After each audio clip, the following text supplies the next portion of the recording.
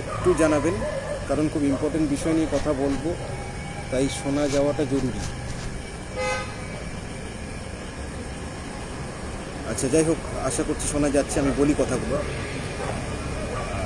প্রথমত, প্রথম থেকে অনেকে বলে আসছেন যে ধর্ণা করে কি হবে, অনশন করে কি হবে, এটা করে কি হবে, ওটা করে কি হবে। তার প্রশ্নের উত্তর দিই। ওটা না করে কি হবে তার উত্তরটা আমাকে আগে দেবেন। যে ধর্ণা মঞ্চ ওটা না করে কি হবে, এই অনশনটা না করে কি হবে, কোনো সমাধান সূত্র আছে আপনাদের কাছে? এগুলো না করে কোনোভাবে বার করার কোনো সমাধান সূত্র আছে? যদি থেকে থাকেন জানাবেন, আমরা সব কিছু তুলে নেব। 1, 2 নম্বর হচ্ছে যে একটা চিঠি দিতে বলা হয়েছিল বেশ কিছুদিন আগে, যে আমরা একটা মেসেজ দিতে চাই, সেই চিঠির মাধ্যমে একটা মেসেজ দিতে চাই, কিন্তু সেই চিঠিটা দিতেও আপনাদের এত অনীহা প্রত্যেকের। এখানে যারা যোগ্য ক্যান্ডিডেটস আছেন, যোগ্য বলতেও আমার খারাপ লাগছে যে আদৌ যোগ্য কিনা আমি যথেষ্ট সন্দিহান যে তারা কি যোগ্যতার পরিচয় দিয়েছে। আজকে আমরা যারা সামনে থেকে কাজ করছি, দীর্ঘদিন ধরে করছি, আমরা ফেলিয়ার হই, সাকসেসফুল হই, যাই হই না কেন, আমরা অ্যাটলিস্ট আমাদের 100% দিচ্ছি, 100% দিচ্ছি। আপনারা কত পার্সেন্ট দিয়েছেন? আপনাদের চাকরি বাঁচানোর জন্য যে লড়াইটা লড়া উচিত, সেই লড়াইয়ের কত পার্সেন্ট আপনারা দিয়েছেন একটু আমাদেরকে জানাবেন সেটা। যদি আপনি 100% দিয়ে থাকেন তাহলে আপনি প্রশ্ন করবেন, আর যদি না দিয়ে থাকেন, আপনি বাড়িতে বসে আছেন, 0% এফোর্ট দিচ্ছেন এবং বাকিদেরকে যারা এফোর্ট দিচ্ছে তাদের দিকে আঙুল তুলছেন এবং বলছেন তারা কিছু করতে পারছে না। ব্যাপারটা তা নয়, তারা সব কিছুই করার চেষ্টা করছে এবং করতে চাইছে এবং সাকসেসফুলও হতো যদি আপনারা পাশে থাকতেন। কিন্তু আপনারা পাশে থাকছেন না, একদম ধান্দাবাদ স্বার্থপরের মতো বাড়িতে বসে নিজের আখের গোছাচ্ছেন এবং ভাবছেন যে ওখানে যে 5-6 জন পড়ে আছে তারা পুরোটা করবে, যদি লাভ হয় তাহলে সেই লাভের গুড় আমিও নেব, বাকিরা ওরা মরছে মরুক, বাঁচছে বাঁচুক, মার খাচ্ছে ওরা খাক, কেস খাচ্ছে ওরা খাক, আমরা ভাই বাড়িতে বসে থাকি, চুপচাপ করে ধান্দাবাজের মতো টুকটুক করে পড়াশোনাটা করি। আর যদি সবার জন্য ভালো হয় তাহলে সবার জন্যই ভালো হবে না, কোনোদিনও হবে না, কারণ আপনারা যদি না থাকেন না, কোনোদিনও হবে না। আজকে অনশন মঞ্চের অবস্থা দেখে আমি এখানে ভিডিওটা করতে বাধ্য হয়েছি। আমার আরও অনেক কিছু বলার আছে, কাজের কথাও বলার আছে, এটাও অকাজের কথা নয়, তাই এটা বলছি যে অনশন মঞ্চে 2 জন অনশনকারী এবং আমরা 2 জন ক্যান্ডিডেট, 4 জন এখানে বসে আছি, অনশন মঞ্চ চলছে। এবং এই অনশন মঞ্চে যে কতটা কার্যকরী হচ্ছিল সেটা আপনাদেরকে এখানে না আসলে বুঝতে পারবেন না। প্রত্যেক দিন প্রশাসন থেকে সে জিজ্ঞেস করে যায় কারা কারা অনশন করছে, তারা প্রত্যেক দিন এসে খোঁজ নিয়ে যায় অ্যাম্বুলেন্স লাগবে কিনা, কি লাগবে। আইপিএস অফিসাররা আছে, যখন হসপিটালে একটা কেউ আমাদেরকে ভর্তি হচ্ছে, আইপিএস অফিসাররা এসে খোঁজ নিয়ে এমনি নিয়ে যাচ্ছে, তাদের দায় পড়েছে, কেন নিয়ে যাচ্ছে বুঝতে হবে না? একটা প্রেশার আছে, তো গভর্নমেন্টের উপর তো প্রেশার আছে একটা। যতক্ষণ আমরা এখানে অনশনে বসে আছি, একজনও যদি বসে থাকি, গভর্নমেন্টের উপর প্রেশার আছে। এবং আমাদের আর লড়াইটা তো শেষের দিকে, আমাদের 48 ওভার খেলা হয়ে গেছে ক্রিকেটের, আর 2 ওভার বাকি আছে, হয়তো রানটা একটু বেশি লাগবে। সেই রানটা তো আমরা যদি টিকে থাকি, আমার একটা ভালো ব্যাটসম্যান যদি সেখানে টিকে থাকে, তাহলে তো রানটা তুলে নেওয়া যাবে। এই বেসিক জিনিসটা বোঝানো যাচ্ছে না কেন? এতদিন ধরে হাতে পায়ে ধরছি সবার যে এই কাজগুলো করতে হবে। চিঠি দিতে বলছি, চিঠি দিচ্ছেন 500 জন, 1000 জন, 1500 জন চিঠি দিচ্ছেন, বাকি 13,000 14,000 বাড়িতে বসে আছেন, প্রিপারেশন নিচ্ছেন। কোন পরীক্ষার প্রিপারেশন নিচ্ছেন? পরীক্ষা হবে, যদি পরীক্ষা হয় এবং সেই প্যানেল যদি হয়, সেই প্যানেল তো আবার ক্যান্সেল হবে, তো কি কেরালা খাটতে যাবেন না দুবাইয়ে খাটতে যাবেন? সেই প্রিপারেশনটা নিয়েছেন সেভাবে? মানে আমার এই কথাগুলো বলতে কিন্তু ভালো লাগছে না, কিন্তু আমি আজকের এই সিচুয়েশন এবং আমাদের যারা খাটে তাদেরকে দেখে, আজকে প্রদীপদা আজকে এতদিন পর বাড়ি গেছেন, আমার একটা কলে প্রদীপদাকে বললাম, প্রদীপদা মঞ্চে লোক নেই, তুমি এসো। প্রদীপদা কিন্তু রাত 10টার সময় মঞ্চে এসছে। আর এখানে ফিমেল ক্যান্ডিডেট একজন আছেন, তাকে দেখার জন্য একটা ফিমেল ক্যান্ডিডেট পাওয়া যাচ্ছে না, যে তাকে নিয়ে বাথরুমটা যাওয়া হবে তার জন্য একটা ফিমেল ক্যান্ডিডেট পাওয়া যাচ্ছে না। এই আমাদের ডেডিকেশন এবং এই নিয়ে আমরা জিতবো, আমরা লড়াইটা জিতবো। আর বাড়িতে বসে বসে চুপচাপ থাকবো, দেখবো, মজা দেখবো, আর তারপর বলবো আরে এরা তো কিছুই করতে পারলো না, করবে কি করে আপনারা না থাকলে? একটা ধর্না যদি 3 দিন চলে, তাতে প্রথম দিন বিকেলবেলা 10,000 লোক ঢুকলে 500 লোক সন্ধ্যার পরে পাওয়া যায় না। তো এই করে আপনারা শক্তি দেখাচ্ছেন, এই করে আপনারা মাঠে থাকছেন। আপনি আপনার যে রেসপন্সিবিলিটি, সেটা কি আপনি রেসপন্সিবিলিটি নিয়েছেন? 1% দিয়েছেন, দিবেন, তারপরে আমাদের দিকে আঙুল তুলবেন যে হ্যাঁ আমি দিয়েছি আমার 100%, আপনারা তারপরে সাকসেস আনতে পারেননি। এইটা যেদিন আঙুল তুলবেন, আমরা প্রত্যেকে মেনে নেবো যে হ্যাঁ আপনি একদম সঠিক আঙুল তুলছেন, মেনে নেবো। আর আপনি বাড়িতে বসে থাকবেন, এখানে আমরা দিনের পর দিন খেটে যাব। কি দায় পড়েছে? মাইনে দিয়ে রেখেছেন নাকি? কি দায় পড়েছে আমাদের? কি দায় পড়েছে? মেহবুবের কি দায় পড়েছে? চিন্ময়ের কি দায় পড়েছে? আমাদের কি দায় পড়েছে? মাইনে দিয়ে রেখেছেন, তারপরে প্রশ্ন করছেন, উল্টো পাল্টা অনেক কথা বলেন, অনেক কিছু শুনি, কত কি কথা সেটিং করে নিয়েছে, প্রশ্ন পেয়ে গেছে, এই পেয়ে গেছে, ওদেরকে কেস খাচ্ছি আমরা, মার খাচ্ছি আমরা, সব কিছু আমাদের উপর দিয়ে যাচ্ছে, অথচ আপনারা গালাগালটা আমাদেরকেই দিচ্ছেন। অথচ পাশে এসে দাঁড়াচ্ছেন না। যখন খারাপ সময় যাচ্ছে পাশে এসে দাঁড়াচ্ছেন না, যে আরে ওই লোকটা অসুস্থ হয়ে পড়লো, আরে এই ছেলেটা তো খাট থেকে নিউমোনিয়া বাঁধিয়ে ফেললো। কজন খোঁজ নিয়েছেন সেই ছেলেটার? আজকে 1 মাস থেকে নিউমোনিয়া বাঁধিয়ে দিয়ে বসে আছে। প্রত্যেকের জন্য লড়াইটা করতে গিয়ে কী স্বার্থ আছে তার? কী স্বার্থ আছে? হ্যাঁ, যদি সেটিং হয়ে গিয়ে থাকে তাহলে কেন এখানে বসে আছি সবাই মিলে? তাহলে এখানে কেন বসে আছে? বারবার লড়াইয়ের কথা বলছি। সেটিং হয়ে গিয়ে থাকলে তো বাড়িতে বসে যেতাম, যেটা অন্যরা করেছে। বাড়িতে গিয়ে বসে থাকতাম তো। আমাদের সেটিং হয়ে গেছে, আমাদের হয়ে গেছে। তাহলে এখানে পড়ে আছি কী জন্য? এখানে পড়ে আছি এই জন্যেই, কারণ হয়নি। তার কারণ হচ্ছে আমরা এই লড়াইটা জিততে চাইছি সুপ্রিম কোর্টের মাধ্যমে। আপনি যদি নিজের শক্তিটা রাস্তায় না দেখান, তাহলে কি করে আপনি আপনি নিজেই বিশ্বাস করছেন না যে আমরা কেসটা জিততে পারি বা আমরা লড়াইটা করে জিততে পারি, তাহলে লোক আপনাকে বিশ্বাস করবে কি করে? আর কে আপনার পাশে? আরে স্টাফ রুমে বসে পিঠ চাপড়াচ্ছেন যে আমার কলিগরা আমার পাশে দাঁড়াচ্ছে না। আরে আপনারাই তো আমাদের পাশে দাঁড়াচ্ছেন না, আপনার কলিগ কি আপনার পাশে দাঁড়াবে? আপনার চাকরি গেছে তাই তো আপনি রাস্তায় নেই। তাদের তো বাড়িতে বসে ঘুমাচ্ছেন নিশ্চিন্তে। আপনার কলিগ আপনার পাশে দাঁড়াবে? কিভাবে দাঁড়াবে? তারা তো দেখছে আপনাকে কীরকম স্বার্থপর আপনারা। যে যার চাকরি গেছে সে বসে স্কুল করছে, সিএলএমএল বাজাচ্ছে, আর আমি ওর কলিগ হয়ে সঙ্গে ওর লড়াইয়ে যাবো?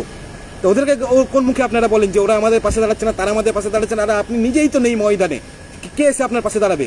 আজকে অনশন মঞ্চে কেন 4 জন থাকবে? এরকম অবস্থা হবে কেন? আপনার তো সর্বস্ব হারিয়ে গেছে। আপনাদের কি চাকরিটা ফেরানোর কোনো দরকার নেই? হ্যাঁ, হতে পারে আনসাকসেসফুল হয়েছি আমরা 1 বার বা 2 বার, হতে পারে। তো তার মানে কি আমরা লড়াইটা করে ছেড়ে দেবো? মানে আপনি কি এসএসসি প্রথমবারই পেয়ে গেছেন? দেননি, 2 বার 3 বার 4 বার দেননি। এমনও মানুষ আছে যে 7 বার এসএসসি দিয়ে 7মবারে পেয়েছে। তাহলে সে যদি প্রথমবারে হেরে গিয়ে ভাবতো যে আরে আমি তো হলো না, আমি তো পাস করতে পারলাম না, আমার দ্বারা তো হলো না, যে বাড়িতে বসে, তার কি চাকরিটা কোনোদিন হতো না? তাহলে এই লড়াইটাও তো সেই লড়াই। একবার তো হেরেছি আমরা, একবারই তো হেরেছি। সেটাও তো জানেন কি কারণে হেরেছি, পুরো তো পলিটিক্যাল কারণে হেরেছি। আমরা কি জেনুইনলি আমাদের জাজমেন্ট আমাদের যেরকম হওয়া উচিত সেরকম হয়েছে?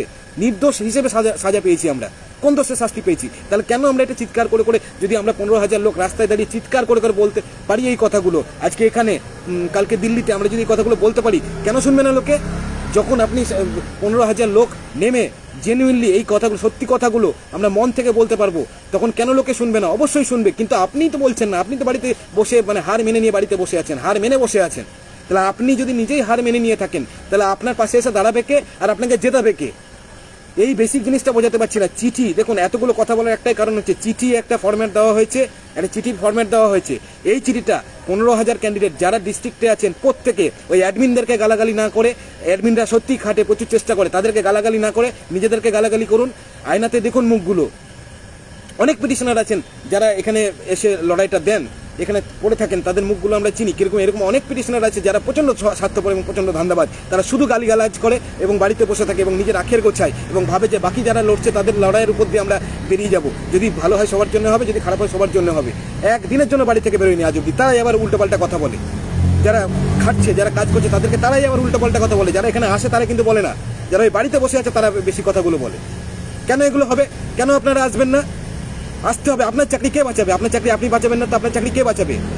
চিঠি যেটা দেওয়া হয়েছে, চিঠি যেটা প্রত্যেকটা গ্রুপে ফরওয়ার্ড করা হয়েছে, সেই গ্রুপ থেকে চিঠিগুলো কালেক্ট করবেন।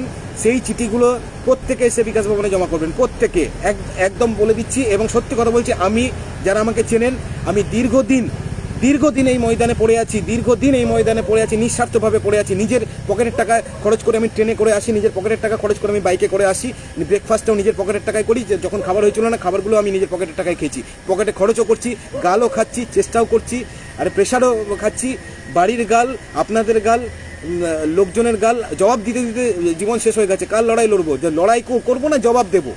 আরে লড়াই নেই আপনাদেরকে জবাব কি দেবো? এত কেন জবাব দেবো? আপনারা কি করেছেন জবাব নেওয়ার মতো? আপনারা আপনাদের রেসপন্সিবিলিটিগুলো পালন করেছেন যে আপনারা জবাব চাইবেন? যে চিঠিগুলো দেওয়া হয়েছে সেই চিঠিগুলো প্রত্যেকে ফিল আপ করবেন, প্রত্যেকে সিগনেচার করে সঠিক ঠিকানায় পৌঁছে দেবেন। যদি দিতে অসুবিধা হয়, কারোর কোনো সমস্যা হয়, সেই সমস্যা আপনি আপনাদের ডিস্ট্রিক্টে অ্যাডমিনকে জানাবেন। অ্যাডমিন নিশ্চয়ই কোনো ব্যবস্থা করে দেবে। যদি জেনুইন কোনো সমস্যা হয়, যদি জেনুইন কোনো সমস্যা না হয়, নিজে আসবেন, এখানে দেবেন। প্রত্যেকটা জেলা নিজের মতো করে তারা চেষ্টা করছে যে চিঠিগুলো কালেক্ট করে কিভাবে এখানে পৌঁছে দেওয়া যায়। পিটিশনারদেরকেও ডাকা হচ্ছে, দরকারে অ্যাডমিনরা যারা দিতে পারবেন না তাদেরও কালেক্ট করছেন এবং এখানে জমা করার ব্যবস্থা করবেন। সেটা করবেন 1-2 নম্বর। আর আগামী 30 তারিখে গোটা রাজ্য জুড়ে, গোটা রাজ্য জুড়ে প্রত্যেকটা ডিআই অফিস অভিযানের কর্মসূচি নেওয়া হয়েছে। এবং অনেক দিন বাড়িতে ঘুমোলেন, প্রচুর ঘুমোলেন, অনেক দিন কোনো কাজ দেওয়া হয়নি। 30 তারিখে যে রাজ্যের ডিআই অফিস জুড়ে যে অভিযানটা হচ্ছে সেটাকে সফল করুন। প্রত্যেকটা পিটিশনার একদম নিজের নিজের জেলায় তারা ডিআই অফিসে যাবেন এবং আপনাদের যে দাবি দেওয়া আছে, ডেপুটেশন আছে, সেইগুলো ওখানে দেবেন, জমা করবেন। এবং প্রশ্ন হচ্ছে, অনেকের প্রশ্ন হচ্ছে ডিআই অফিস কী জন্য অভিযান করছেন, ডিআইকে এখন অভিযান করে কী হবে? আরে কি, ডিআইকে অভিযান না করে কী হবে একটু আমাকে বলুন। ডিআই অভিযানটা না করে কি হবে আমাকে একটু বলুন, আমাকে কেউ যুক্তি দিয়ে বোঝান, তাহলে আমি ভালো করে বোঝাই। ডিআই অফিসটা অভিযান করার অনেকগুলো কারণ আছে, তার মধ্যে একটা বড় কারণ হচ্ছে যে আপনাদের স্কুলগুলোতে সিএল, এমএল, সিসিএল এগুলো নিয়ে মানে দিনের পর দিন প্রবলেম হচ্ছে, আপনারাই বলেছেন সেইগুলোর যাতে একাংশ হয়, একটা সুরা হয়, সেটার জন্য আমরা স্ক্যান করছি। এটা একটা কারণ, এছাড়াও আরও অনেক কারণ আছে। কারণ ডিআই সরকারি একটা জায়গা, সেটা শিক্ষা দপ্তরেরই একটা অংশ। তাহলে শিক্ষা দপ্তরকে কিছু জানানোর থাকলে আমরা ডিআই অফিসের মারফতে সেটা জানাতে পারি। ডিআই অফিসগুলোকে জানালে সেটা অবশ্যই সেই মেসেজ সব জায়গায় পৌঁছবে। সেই জন্য ডিআই অফিসটা আমরা সেদিন অভিযান করছি এবং আমাদের যা বক্তব্য আমরা ডিআই অফিসে জানাবো। সার্টিফাইড লিস্ট চাইবো, প্রয়োজনে ডিআই অফিসগুলো থেকে প্রত্যেকটা ডিআই অফিসের কাছে সার্টিফাইড লিস্ট আছে তাদের নিজের নিজের জেলার, তাহলে তারা সেটা দেবে। সেই দাবিটা আমরা করতে পারি, আমরা করব। এবং প্রত্যেকটা স্কুলে যাদের যাদের প্রবলেম হচ্ছে সিএল এবং সিসিএল নিয়ে, যেসব অ্যাকচুয়ালি জেনুইন প্রয়োজন, সিসিএল প্রয়োজন, সিএল প্রয়োজন, এমএল প্রয়োজন, তারা পাচ্ছেন না, তাদের দাবি দাওয়া নিয়ে আমরা ডিআই অফিসে যাচ্ছি। এবং 30 তারিখে ডিআই অফিসটাকে অবশ্যই অভিযানটাকে সফল করবেন। এবং যোগ্য শিক্ষক শিক্ষিকা অধিকার মঞ্চের যারা আছেন তারা প্রত্যেকের চাকরিহারা, তারা কেউ আপনাদেরকে নিয়ে রাজনীতি করতে নামেনি, প্রত্যেকের চাকরি বাঁচানোর লড়াইয়ে লড়ছি। আপনার লড়াই এবং আমাদের লড়াইটা এক। এবার আপনারা শত্রু মিত্র চিনে নিন, শত্রু মিত্র নিজেরা চিনে নিন। এবং আমরা যেমন বেশ কিছু জায়গায় আনসাকসেসফুল হয়েছি, বাকি কেউই সাকসেসফুল হতে পারিনি। এমন নয় যে আমরা আনসাকসেসফুল হয়েছি আর বাকি সবাই সাকসেসফুল হয়ে গেছে তাই আপনারা ছুটে ছুটে সেখানে সেখানে যাবেন, ব্যাপারটা সেরকম কিছুই নয়। আপনারা আগে নিজের পাশে নিজে দাঁড়ান, যারা আপনাদের মতো চাকরিহারা তাদের উপর ভরসাটা করুন এবং যেগুলো আমরা বলছি সেগুলো একটু করার চেষ্টা করুন, দেখবেন ফলাফল আসবে। আপনারা যেগুলো বলছি সেগুলো করছেন না, দিয়ে বলছেন ফলাফল আসছে না। কেন ফলাফল আসছে না? কি করে আসবে? আপনারা কি 100% দিচ্ছেন না? 40%, 30%, 20%ও তো দিচ্ছেন না, তাহলে কি করে সাফল্যটা আসবে? আসুন সবাই মিলে দাঁতে দাঁত কামড়ে লড়াইটা করি, তবে না সাফল্যটা আসবে। দেখুন তারপর আসছে কি আসছে না। কেন প্রেশার ক্রিয়েট হচ্ছে না? হচ্ছে তো। কেন আমরা যখন 10,000 12,000 লোক মানুষ রাস্তায় নামি প্রেশার ক্রিয়েট হয় না? হয়তো সেটাতেও বার করা যাবে, সেটা কন্টিনিউয়াসলি তো রাখতে হবে। সেটাকে আমরা রাখতে পারছি, সেটা তো আমরা রাখতে পারছি না, তাহলে হবে কি করে সাকসেসফুল? আজকে আর 15 থেকে 16 দিন পরে রিভিউ পিটিশন আমাদের উঠতে চলেছে। আমাদের সেটা নিয়ে অনেক কর্মসূচি আছে। আমাদেরকে এই মুহূর্তে রাস্তায় প্রেশার রাখতে হবে, সবার উপরে রাখতে হবে, আমাদের গভর্নমেন্টের উপর রাখতে হবে, জুডিশিয়ারির উপর রাখতে হবে যে আরে আমরা তো কোনো পাপ করিনি রে ভাই, আমরা তো দোষ করিনি, কিসে শাস্তি পাবো? কেন আমি এই কথাটা বলতে পারবো না? আমি কি চুরি করেছি? আমি চুরি করেছি না ডাকাতি করেছি যে আমি ভয় পাবো? আমি ভয়ে বাড়িতে ঢুকে বসে আছি, কেন বসে থাকবো বাড়িতে? আমি চুরি করেছি না ডাকাতি করেছি? করিনি তো।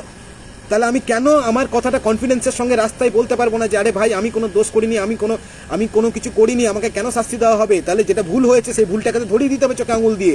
তাহলে তার জন্য তো লোক লাগবে আমাদের। আপনারা আসছেন কই? আপনারা আমাদের পাশে থাকছেন কই? এই যে অনশন মঞ্চে একজন বসে আছে, সেই একজনের জন্য তো পুলিশ এসে খোঁজ নিয়ে যাচ্ছে যে আপনাদের সব ঠিকঠাক আছে তো, কোনো সমস্যা হয়নি তো। কেন নিচ্ছে? কেন নিচ্ছে? ওনাদের তো নেওয়ার কোনো প্রয়োজন ছিল না। একজন তো, গুরুত্ব দেওয়ার তো কোনো দরকার নেই, তাহলে দিচ্ছে কেন? তাহলে নিশ্চয়ই এটার কোনো এফেক্ট আছে কোথাও গিয়ে। কেন তাহলে বিভিন্ন জায়গা থেকে বলা হচ্ছে? আমাকে বারবার কেন বলা হয়েছিল যখনই আমরা মিটিংয়ে যেতাম, তখনই কেন বলা হতো আপনারা ধর্নাটা কবে তুলছেন? আপনারা ধর্নাটা 5 জন নিয়ে তো ধর্না করেছি, তাহলে কেন বারবার জিজ্ঞেস করা হতো ধর্নাটা কবে তুলছেন? কিসের জন্য? নিশ্চয়ই তার কোনো এফেক্ট আছে। এখানে এইটা থাকার জন্য বিশাল এফেক্ট আছে, এটা বোঝাতে পারছি না আপনাদেরকে। এবার আপনারা দেখুন, নিজের পায়ে নিজে কুড়ুল মারবেন, বাড়িতে বসে গিয়ে আরে আমার তো কিছু হবে না, আমরা একবার সুপ্রিম কোর্টে হেরে গেছি, আরে আমার তো কিছু হবে না বলে বাড়িতে বসে থাকুন। তা রিভিউ পিটিশনটা সবাই মিলে হারি, এটা একটা রাস্তা। অথবা সবাই মিলে আসুন, একসঙ্গে লড়াইটা করি, রিভিউ পিটিশনে জেতার চেষ্টা করি। যে কোনো একটা ওয়ে আপনাদেরকে চুজ করে নিতে হবে, কোনটা করবেন ভাবুন, ভাবনা চিন্তা করুন। তাহলে দুটো কাজ আছে, একটা হচ্ছে চিঠি যেগুলো দেওয়া হয়েছে সেই চিঠিগুলো প্রত্যেকে ফিল আপ করবেন, ইচ অ্যান্ড এভরি ওয়ান। 15,000 ক্যান্ডিডেটের ইচ অ্যান্ড এভরি ওয়ান সেই চিঠি ফিল আপ করবেন। সেই চিঠি আমরা জমা করার ব্যবস্থা করব। একজনের জন্য বাদ না যায়, শারীরিক অসুস্থতার কারণে বা অন্য কোনো কারণে, যদি কোনো কারণে বাদ যায়, অ্যাডমিনদের সঙ্গে যোগাযোগ করুন, অ্যাডমিনরা সেই ব্যবস্থা করে দেবে যে কীভাবে আপনার চিঠি জমা হবে, সেটা অবশ্যই করুন। 2 নম্বর হচ্ছে 30 তারিখ ডিআই অফিসে যে অভিযান আছে সেটাকে সাফল্যমণ্ডিত করুন। এবং সেই দিন আজ অবধি যত আন্দোলন হয়েছে, যত ধর্ণা হয়েছে, যাই হোক, যে লোক সংখ্যা ছিল তার থেকে যেন বেশি লোক সংখ্যা থাকে। এবং 30 তারিখের ওটাকে সফল করে দেখান। তার এফেক্ট দেখবেন রিভিউ পিটিশনে আসছে কিনা, আগে করে দেখান, তারপরে প্রশ্ন করবেন। যে রিভিউ পিটিশনে যদি আমাদের পজিটিভ কিছু না হয়, তারপরে আপনারা প্রশ্ন করবেন, জবাব দেবো। কেন হলো না, কি বৃত্তান্ত, জবাব দেবো। আপনারা গাল দিলে গাল শুনবো, আপনারা ক্রিটিসিজম করলে ক্রিটিসিজম নেব। কিন্তু সেদিন যদি দেখি যে লোক নেই এবং রিভিউ পিটিশনে আপনাদের অভাবের জন্য, আপনাদের এই গাফিলতির জন্য যদি আমাদেরকে প্রত্যেককে হারতে হয়, আমাদেরকেও, মানে আমরাও তো হারবো, যারা লড়ছি, যারা খাচ্ছি, তারাও তো হারবো, আপনাদের জন্য হারবো। এটা যদি হয় তাহলে একটা জবাবও দেবো না। এবং সেই দিন আমি পার্সোনালি বলছি, আমি সমস্ত দায়িত্ব থেকে নিজেকে সরিয়ে নেব, প্রত্যেকটা দায়িত্ব থেকে নিজেকে সরিয়ে নেব। এবং পরবর্তীকালে আরও লড়াই আছে, কিউরেটিভ আছে, আমি কোনো কিছুতে আর থাকবো না। আপনাদের সঙ্গ যদি আমরা না পাই, আমি বলছি আমি মুর্শিদাবাদের দায়িত্বে আছি, আমি সরে যাব। প্রয়োজন আমার মুর্শিদাবাদ প্রত্যেকটা অ্যাডমিন প্যানেলের যারা আছে প্রত্যেককে নিয়ে রিকোয়েস্ট দরকার, হাতে পায়ে ধরে তাদেরকেও সরাবো, প্রত্যেককে সরাবো। এবার তারপর ডিসেম্বরের পর যখন চাকরিটা চলে যাবে না, তখন আপনারা যদি এসে আমাদের হাতে পায়ে পড়েন, আমরা একজনও আপনাদের সঙ্গে পাশে দাঁড়াবো না, তাতে যার যা হবে হবে। আমি আজকে এইখানে এসে লাইভ এসে বলে দিয়ে গেলাম, যদি আপনাদেরকে আমরা পাশে না পাই আগামী দিন, এবং এই ডিআই অফিস যদি সাকসেসফুল না হয়, আমি নিজে সরবো এবং আমার জেলার যতগুলো অ্যাডমিন আছে সবকে সরাবো এবং বলবো পড়তে বস, সব পড়াশোনা কর, কিছু করে লাভ হবে না। যদি আমরা জানি যে এটা যেগুলো আমরা করছি সেগুলো করে লাভ আছে এবং এগুলোর ফলে ভালো ফল আসতে চলেছে। অলরেডি অনেক খবর আমরা পাচ্ছি, একটা ভালো ফল আসতে চলেছে এরকম একটা আভাস আমরা পাচ্ছি। তাই লড়াইটা জারি রাখুন, প্রেশারটা রাখুন, আমাদের জেতার একটা ভালো চান্স আছে, পজিটিভ হওয়ার কিছু চান্স আছে। হ্যাঁ, এবারে আপনি যদি বলেন যে আমি মিথ্যা কথা বলছি, আরে ভাঁওতাবাজি দিচ্ছেন, ভাবতেই পারেন, বাড়িতে বসে থাকতেই পারেন, কিন্তু ফলাফল না আসলে ওই গালিই দেবেন, কিন্তু কিছু হবে না। যে চান্সটুকু ছিল, যেটা হওয়ার হয়তো সুযোগ ছিল, সেইটা হবে না। এবং ওই জাস্ট ওই বাড়িতে বসে ওই যেরকম গালাগালি দেয়, ওই নিজেকে দুষবেন এবং অন্যদেরকে দুষবেন, কাজের কাজ কিছু হবে না, লাভের লাভ কিছু হবে না। তাই আর কটা দিন আছে, একটু মাটি কামড়ে সবাই মিলে চলুন, একসঙ্গে পড়ে থাকি। কিছু পজিটিভ আসতে পারে, আর আপনারা যদি বাড়িতে বসে থাকেন তাহলে পজিটিভ আসবে না। কোনটা বেটার আপনারা ভাবনা চিন্তা করুন। আর আমি কথাগুলো ভুল বলছি কিনা একটু ভেবে দেখুন। অনেক মনের দুঃখ থেকে কথাগুলো বললাম, কারণ আমার পাশে ওখানে দুজন অনশনকারী বসে আছে, আর আমরা দুজন এখানে বসে আছি, দুজন অনশনকারী, এবং আমরা দুজন যদি আজকে এখন এই মুহূর্তে কেউ অসুস্থ হয়, তাহলে কাকে নিয়ে যাব আর কে থাকবে, কি করব আমরা বুঝে উঠতে পারছি না। অনেক দুঃখ নিয়ে এই লাইভটা করছি আমরা, এটা বোঝার চেষ্টা করুন এবং লড়াইটা জারি রাখুন। কারণ লড়াই শেষের দিকে আমরা হয়তো রিভিউ থেকেই ফিরে চলে আসতে পারি যদি লড়াইটা বজায় রাখি, কারণ এরপরে আমাদের আরও লড়াই বাকি আছে। আপনারা এই জায়গাটা ভরিয়ে রাখলে তবে না আমরা অন্য জায়গায় যাব, তবে না আমরা দিল্লি যাব। এখানেই যদি ভরাট না থাকে, আমি দিল্লি কাকে নিয়ে যাব, কাদেরকে নিয়ে যাব, এই ব্যাপারগুলো বোঝার চেষ্টা করুন। এবং আমি বারবার যেটা বলছি, সত্যি বলছি, আমি নিজে বলছি যে যদি 30 তারিখের ডিআই অফিস অভিযান যদি সফল না হয়, অবশ্যই শান্তিপূর্ণ অভিযান হবে, কিন্তু আমরা দেখাতে চাই যে আমরা কতজন আছি এবং আমরা রাস্তা ভরাট করতে পারি কিনা, সেইটা আমরা দেখাতে চাই। অবশ্যই শান্তিপূর্ণ হবে, পুরোটাই শান্তিপূর্ণ হবে। ডিআই অফিসে আমরা একটা শিক্ষিত জায়গা, আমরা শিক্ষিত মানুষ, অবশ্যই যেভাবে একজন শিক্ষকের আন্দোলন করা উচিত বা ধর্ণা দেওয়া উচিত বা অভিযান করা উচিত, সেইভাবেই আমরা করব। কিন্তু আমাদের ম্যান পাওয়ার থাকবে সেদিন, ম্যাক্সিমাম ম্যান পাওয়ার থাকবে, এবং 15,000 পিটিশনের 15,000ই যেন সেদিন থাকে। যদি না থাকে, আমি আবার বলছি, মুর্শিদাবাদের কোর কমিটির মেম্বার হিসেবে, হেড হিসেবে আমি আমার সমস্ত অ্যাডমিন প্যানেল নিয়ে আমি বসে যাব, দরকারে অ্যাডমিন প্যানেলের পায়ে ধরবো, দিয়ে আমি বসে যাব। তারপর যদি কাউরির কোনো, এবং আমি আশা করব বাকি জেলার যারা আছেন তারাও এই ডিসিশন নেবেন, এটা আমার রিকোয়েস্ট থাকবে। যে অনেক খেটেছেন স্যার, আপনারা স্যার ম্যাডাম অ্যাডমিন যারা আছেন প্রচুর খেটেছেন, আপনারা প্রচুর গাল শুনেছেন, প্রচুর কথা শুনেছেন, সেটিংয়ের তথ্য শুনেছেন, তারপরে আপনারা নির্দ্বিধায় এতদিন ধরে খেটে যাচ্ছেন। আপনাদেরকেও রিকোয়েস্ট করবো যে 30 তারিখের পরে আপনারা প্রত্যেকে বসে যাবেন, তাতে যার কার চাকরি থাকবে, কার চাকরি থাকবে না, আমরা আর কোনো দায়িত্ব নেব না।